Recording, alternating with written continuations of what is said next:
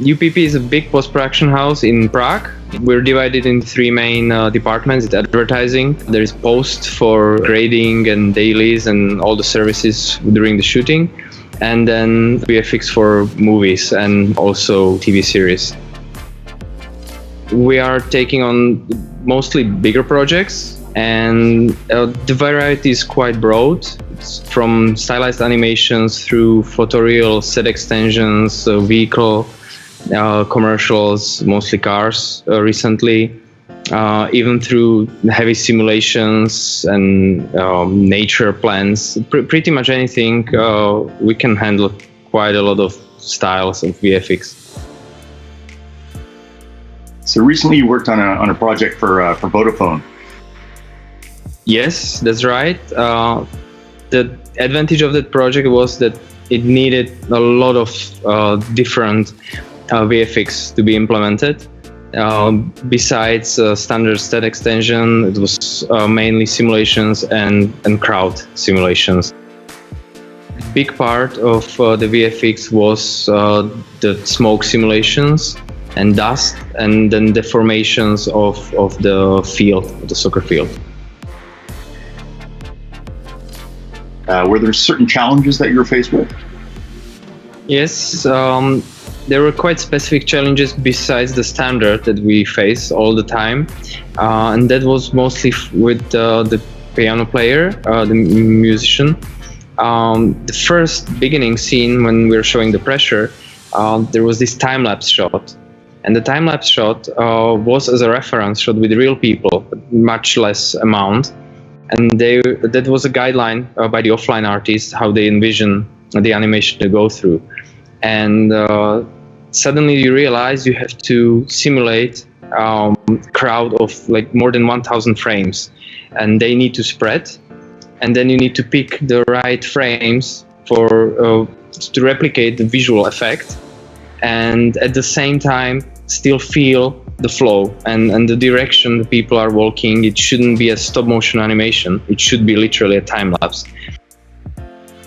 In the end, the biggest challenge was actually to find the right scale of the agents, because we again had a reference plate with probably 1,000 extras. I think the most I have ever seen to be shot in a commercial we post-produced, and we ended up removing 90% of them, just leaving the central crowd around the piano player real, because that helped the realism of the whole shot, but the rest had to be replaced to actually hide or avoid seeing the challenge we had and didn't 100% overcome, and that is matching movement behavior and the scale of the agents. So sometimes it's better to just redo it full CG.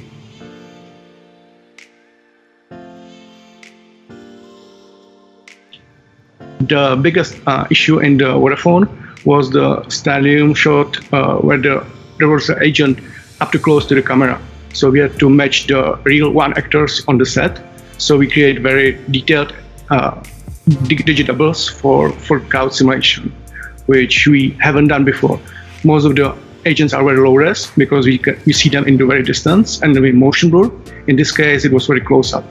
So we created a lot of details, displacement textures, and recently we also added simulations to our agents. So not in this one, but that's one thing that we are still improving. So we are trying to move digitables in the crowds closer and closer to the camera. That's great. And so, technically speaking, how did you tackle it in that shot? This one was standard simulation. All the agents was mock-up first. We have our in-house mock-up for very simple and quick turnarounds. So we do the motions that we need for the shot. Then we feed them inside the Houdini with expressions, or just reshoot the mock-up if it's really different. In this time, it was very easy because we just have to add mobile phones into the hands of the actors. It was lit and created a lot of atmosphere in that shot. What's the most effective way of learning Houdini for those newer artists? The most effective way would be by using help of the senior artists next to them. So all our artists are skilled in the tasks they do, but not all of them are skilled in Houdini, doing the same tasks. So when they are up for it, we assign them the task, we give them some extra time to complete it, and then we assign also some senior Houdini artists to participate in the same task and guide them through it.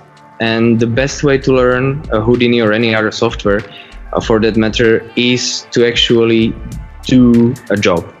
It's not trial. It's not like tutorials or trials or testing setups, because you don't have the feedback. You are not met with a deadline, and you are not forced to do a specific command. But when you have a job and specific task, you just need to deliver, and that teaches you the best.